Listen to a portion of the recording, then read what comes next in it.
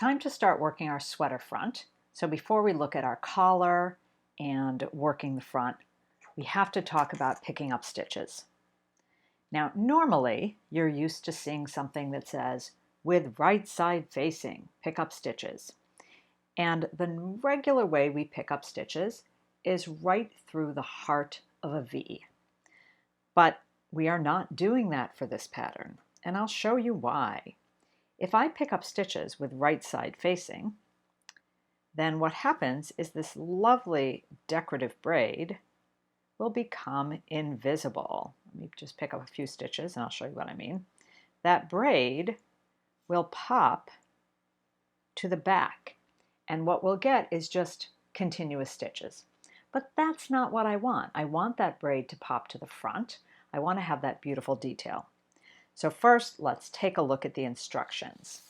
Now, it says that for the right front, I am going to have the bind off braid will show on the right side of the fabric after the pickup row is complete. I tell you that because you're so used to picking up with right side facing.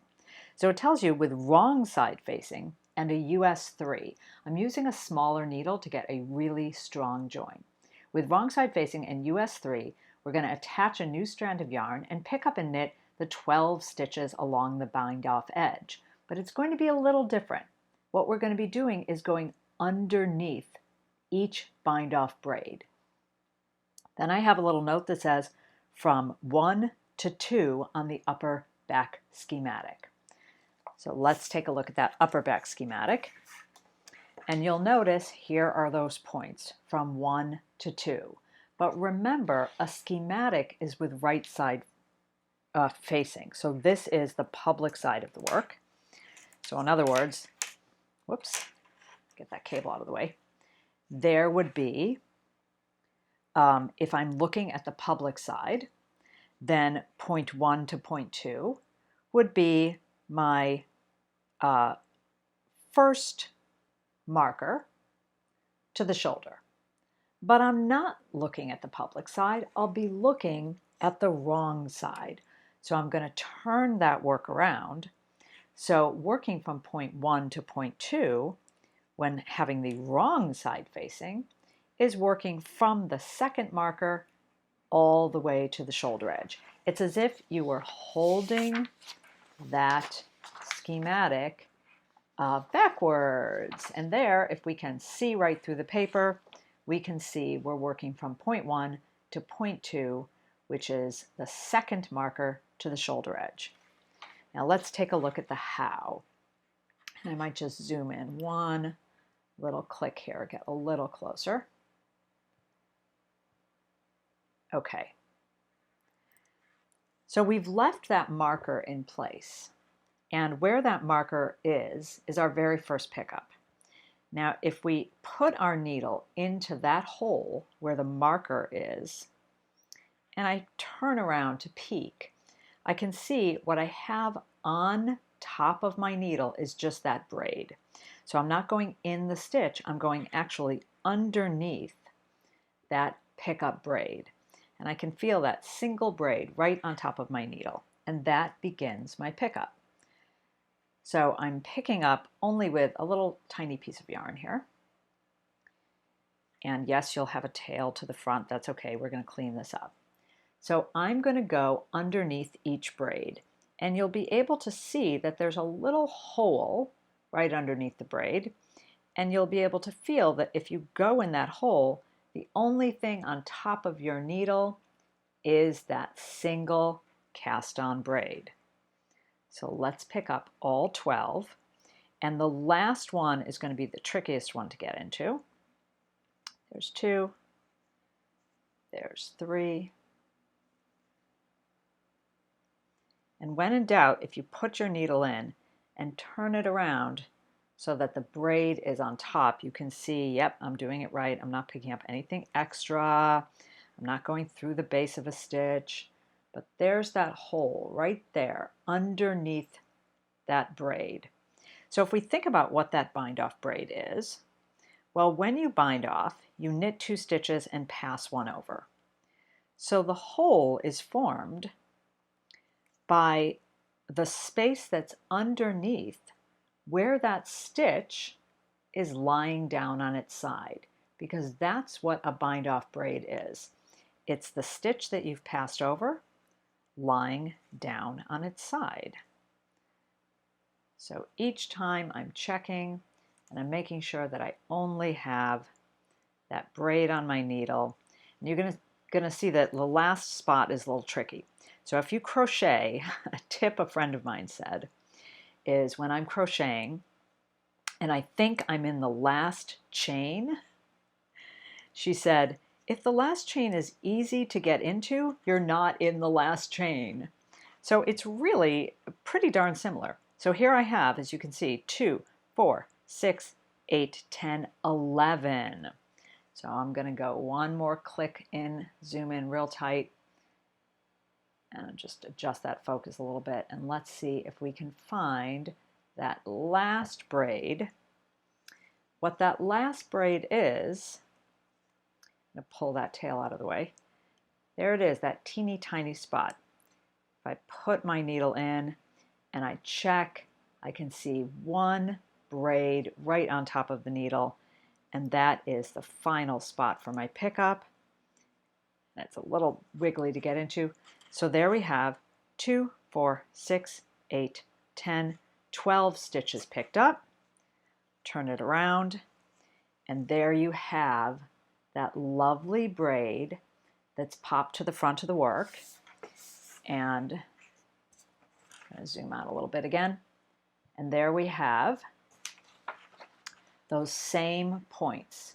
We have the same pickup point now that I've turned it around. Sharpen the focus there. Now that I've turned it around and I'm looking at the public side, I can see that what I've done is I've picked up from point 1 to point 2. Okay, so there we go. And I'm actually done with this marker now, so I could go ahead and take it out. I believe, let's see if the pattern actually tells me to. After I pick up, blah, blah, blah, blah, blah, blah, blah. Yeah, remove locking stitch marker. Yeah, so I'm done with this. So I'm going to go ahead and take out the locking stitch marker that's in point number 1. And you've got all these tails. Don't worry, we're going to have like a little cleanup time. So what I like to do is before I really start joining in earnest, I just took a moment and I cleaned up all my ends. So now I will meet you back in a couple seconds and we'll take a look at working the collar. After I finish picking up my stitches and I break my yarn and I remove the collar marker, the needle tip ends pointing to the left. So it tells me that I want to slide the picked up stitches to the other side of my circular needle so that with wrong side facing, the needle tip will point to the right. This will get me ready for the join. So I'm going to set that aside and let's talk collar. So I've gotten my little collar started here and I'll show you where I'm at. It says that I am going to start working across on the wrong side row the 7 stitches of my desired collar, and then I'm going to end with a purl 1. And then on a right side row, I knit 1 and work the 7 stitches of my collar, and I'm going to do that for about 1 inch or half of my neck width. So you can always hold that inch up and double check to make sure that's half the neck width. And I also have a little note here. It says, tip, write down what row of the collar you've ended on. So this is going to help, particularly if you're doing the open work rib, to make sure that you're on the same, the 2 backs match. Okay, now I'm ready for my join. And I'm working across that last wrong side row. Oops, sorry. I just hit the camera with my face, which really hurts. Womp womp. Okay, I'm working across the last wrong side row. And I had actually put a marker here before the salvage stitch, which is not called for in the pattern, so I'm going to take it off. It was just I was having a, a brain-breaking moment where I kept forgetting to do the salvage edge. So I added a marker. Okay, now for the join. It says, wrong side, work across the 7 collar stitches. And I have. And then it says, transfer last salvage stitch from the left hand needle, here we go, to the right hand needle of the US 3. Now, obviously, it's a little hard to transfer it this way, so I'm going to slide that last salvage stitch from the left-hand needle to the right-hand needle of my US 5 for just a hot second.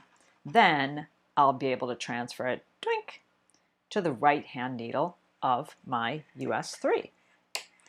Okay, here comes the join. Once I join across, I'll be done with this US 3. So here I have the last stitch, that salvage stitch of my collar, on the beginning of the US 3, on the tip of the US 3. And what it tells me to do is that I'm going to place that over on the US 3 that is holding the right front picked up stitches, and I'm going to place my collar marker. So I'm going to place a marker right after the 7 stitches on my right hand needle. That's my collar. So there I am. I have my collar marker. So in order, my US 5 is in my right hand. I'm on the wrong side row. I have 7 stitches of the collar. I have my collar marker. Then I have my salvage stitch on the beginning of my US 3, and I have my picked up stitches. Okay, now I'm ready to join. It tells me to purl 2 together through the back loop. And so I shall. And now I am joined. Now you can give a little snug of the tail to that the picked up stitches. There we go. And now I'm going to work all the way across. It tells me to purl 2 together through the back loop all the way across. And this is going to give me a really strong join because I'm twisting those stitches, and because they were picked up on that US 3, they're a little tiny, so scooch them to the tip of the needle, scooch them to the tip of the US 3 needle, and carefully purl them through the back loop. Okay. For all you backwards knitters, this is what it looks like backwards. The front leg is now the trailing leg. So by entering the front loop of the stitch on my right needle and purling 1 backwards, I am, in fact, purling through the back loop backwards for all you backwards knitters. There you go. All right, but I'm going to turn it around and I'll finish this up regular. And I'll show you we will be done with the US 3, so that will come loose. And you can just set it aside for the next time you have to do the pickup, which is our left front. So there I am, the last stitch. And of course, it's all loosey-goosey. And I can give a snug to the tail of that yarn. Okay, now I'm going to set aside my US 3. And the hard part is done. You've joined. Yay! Huzzah, huzzah! Turn around. So now the pattern tells me that I'm going to knit to the marker, slip marker, work the collar stitches. Then I'll do a wrong side row, work the collar stitches, slip marker, purl to the end of the row. And I'm going to continue working in that pattern for 8 rows. So by the way, whenever a pattern says something like that, continue working in pattern for 8 rows, you don't have to wonder, oh, did they mean for 6 rows? For a total of 8? Nope. The pattern means what it means. Do this, then do it for 8 rows. So that means I will have a total of 10 rows. So I'm going to work, and I'll meet you back when I've finished working my right side, working my wrong side, and then repeating it, doing that for 8 rows. I have worked my 8 more rows, and I just use this little marker to pin the collar in place so it doesn't bug me. And now it's ready to shape my neck. So just so you sort of understand what's happening here, if I turn this around, those rows on your mini are to get you over the shoulder. So the seam ends up across the back of the shoulder, not on top, as with a regular sweater, but across the back. And now you're ready to begin to shape your neck. Now in our mini, we only have one little increase row, but in your real sweater, you'll have more. And there will also be tutorials about changing the rate of shaping if your row gauge is different. So don't worry. Okay, so my little mini pattern tells me I'm going to work to the last stitch before marker A and do a right lifted increase. So I do have a separate YouTube video for the right lifted increase and the left lifted increase, but I'll just show it to you here on this little mini while I talk about what happens next. On the little mini, after I work this single increase row, it tells me that I'm going to now work even. So anytime a pattern says now work even, it means that you're just working, continuing to work in pattern without any shaping, no change in stitch count. So here I am, I'm to 1 stitch before marker A. This is my marker A, and I will put in my right lifted increase, and I have increased the neck by just 1 little bitty stitch in the mini. Now, the next thing I want to talk to you about, and then we'll all meet up later to look at the other front, is my pattern tells me that I am now going to continue to work even until the piece measures approximately 2¼ inches from that pickup, ending on a wrong side row. Well, I could trust my row gauge, my finished row gauge, which for me is 8, and if I don't count that little pickup, so because really I'd have to peel back the braid to see that pickup, I can see I have 1, 2, 3, 4, 5, 6, 7, 8, 9, 10, 11. I've worked 12 rows so far. That's because I've done my join, I had done a right side and wrong side, and then I worked 8 more rows, but then there's also the pickup, so visually we have 12 rows. So trusting my finished row gauge means what I'm going to do is I'm going to work 6 more rows. That's going to give me a total of 8.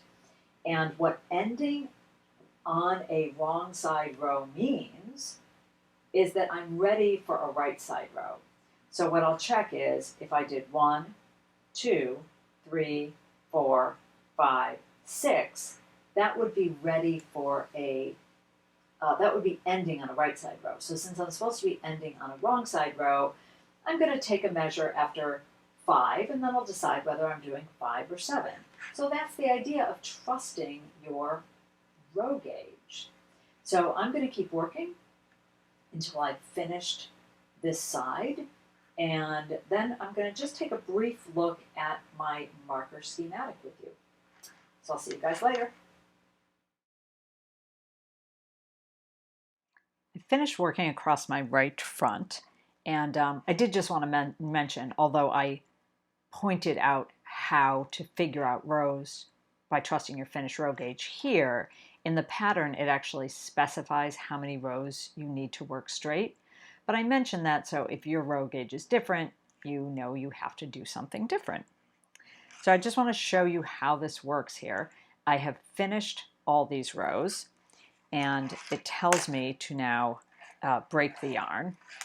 So I am going to break my yarn and leave stitches on the holder. Now what I love about interchangeable needles is I'm actually going to unscrew my needle tips, and I'll be able to use them on a different cable. And I will just put a connector on. If you don't have interchangeable needles, you can slide these stitches onto waste yarn or put them on a stitch holder, but it's so nice to just be able to do that. So what this is doing, I'm going to turn this around, is I've now worked the right front. So I had someone very clever who was used to top-down knitting say, hey, she thought the slip stitch edge of the collar was on the wrong side, but not right side, wrong side, but incorrect side. But I pointed out, everything's upside down, because this is what we get when I fold this in half. Later we're going to get to the join. You can see I have that lovely seam going kind of across the shoulder. And we're ready to pick up the next side, the left side. And when we finish the left side and we put this all together, that's why I have this other little schematic, this marker placement schematic, which we're going to look at when the whole thing is upside down, because it's going to make so much more sense. Because here what we have is marker A. We're going to have marker B over here in a second. Okay, but back to picking up stitches. So we picked up stitches on this side. Now it's time to pick up stitches over here. And for the left front, it tells us that with wrong side facing, we're going to pick up one stitch under each braid like we did before from 3 to 4. All right, so let's take a look at that. So again, this schematic is showing the public side of the work.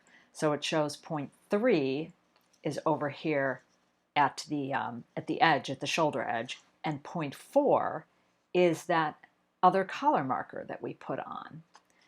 And you can tell if I turn that upside down, turn the schematic upside down, meaning I'd be looking at it from the wrong side, then you can see that picking up from marker 3 to 4 makes sense with wrong side facing. So let's take a look at that. So here I am with wrong side facing. Picking up from 3 to 4 means picking up from the edge this time to the collar marker, from the edge to the collar marker. And that means we have to find that naughty little edge stitch to make sure we're starting in the right place. So what I actually like to do is I'll count backwards. So I'm going to count the braid starting from that marker, which is easy to see. And I can also look right at the top and I can feel those little braids and I can make sure that I'm checking. So there's 1, 2, 3, 4, 5, 6, 7, 8, 9, just putting my needle under each braid, 10, here we go, 11, which means right there at that teeny tiny edge is my 12. Okay, so I am going to pick up the stitches from the shoulder edge towards that collar marker, the last, I mean not the collar marker, but the neck marker, that the other marker that we put on way back when we bound off and we left markers on either side of the 13 stitches. Okay, so I'm going to go ahead and pick up all 13, or 12 rather, and we'll take a look at what that looks like. It's always such a comfort that as you get close to the end, here I have 2, 4, 6, 8, 9, and I can see 10, 11, 12, yay, 3 more spots left. So that kind of makes me happy. It's always nice. And I always take a moment to double check each time I go through that little hole that's right underneath the braid that all I have sitting on top of my needle is that bind off braid. So once I get into the 12th stitch, which will be exactly where I left that marker, I can remove this locking stitch marker that I had used to mark out my neck. And now this time we don't have to slide our needle because it says turn our work, and that will make the needle tip with the needle tip of US 3 will be facing to the right, with the right side facing our work. So I'm going to go ahead and get started on my other collar, and I'll meet up when we're ready to join. The only difference with the left collar is the pattern tells us this time that we're going to start with our purl one. We're going to start with our salvage stitch on the wrong side, then work across the 7 stitches. Then the right side, work across the 7 stitches, end with the knit one. So I'm going to go ahead and work my collar stitch until I'm about an inch, and we'll take a look at the join, and we'll go from there. So for my left front, I work my half a collar stitches and my salvage stitches on the end, and you can sort of see how this works out, right? There's that salvage stitch lined up with the back of the neck when you're working a right side row. So it makes sense if I'm ready to work a right side row and I'll be working across those collar stitches and then continuing on to the US 3. So here I go, it's time to join. I have my last right side row, and it tells me, kind of just like before, but opposite, I'm going to work across my 7 collar stitches of the right side row. And then, remember I put that little marker in because it was making me crazy, my salvage stitch. And that is actually going to go ahead and be my marker B, so you can do that if you like. But then it says that I have to transfer the stitch from the left hand needle to the right hand needle of the US 3. So obviously I can just, the easiest way to do that is take that stitch on the US 5 and move it from the left hand needle to the right hand needle for a second. Then go ahead and move that to the US 3. So just as before, I have 7 collar stitches on the US 5. I place my marker B. I'm going to show you on this marker map why these are all lettered, because it makes life so much easier. Then I'm going to join. Oh, where's my yarn? There's my yarn. Get over there, yarn. Okay. So just as before, I'm going to join with a twisted stitch. So I have 7 stitches on the collar of the collar.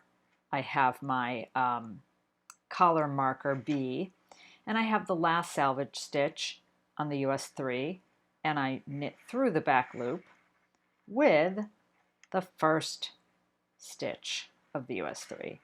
And now I'll go ahead and work across the rest of them, working through the back loop. And I'm going to continue on with the pattern. We don't have to do this together because you know how to do this. It says after I work my twisted row here, my joining row, I'm going to work a wrong side row, working the collar stitches. I'm going to work a right side row, and then it tells me to continue in pattern for 9 more rows. It was 8 more rows on the other side, but it has to be 9 more rows here so that we are ready for a right side row. And then we'll take a look at shaping the neck together. Our little upper back is beginning to take shape, and I've worked my rows ready for my neck shaping. Now again, in the real sweater you will have far more neck shaping rows, but here we just have this one little bitty increase row, and then I'm going to work my rows even until the 2 sides match, and we will be finished with our upper back. So I'm going to work across until my collar marker. I'll go ahead and slip that marker, and then whereas we worked a right lifted increase on the other side, here the pattern tells us to slip marker, knit 1, and do a left lifted increase. So again, I have a special video just on the left lifted and the right lifted increase, so do take a look at that. Meanwhile, there's my left lifted increase, and now I get to work even until my upper back is finished. So I'm going to do that, and then I will meet you back here and we'll take a look at our upper back. And there we have it. Right front and left front done. Just so you can see what this is going to be in the next video, it's time for the very magical join at the underarms. But before we do that, for the mini only, we're going to have a little video on cleaning up all these ends, since when we're working on such a small piece, these ends get pretty annoying. There you go.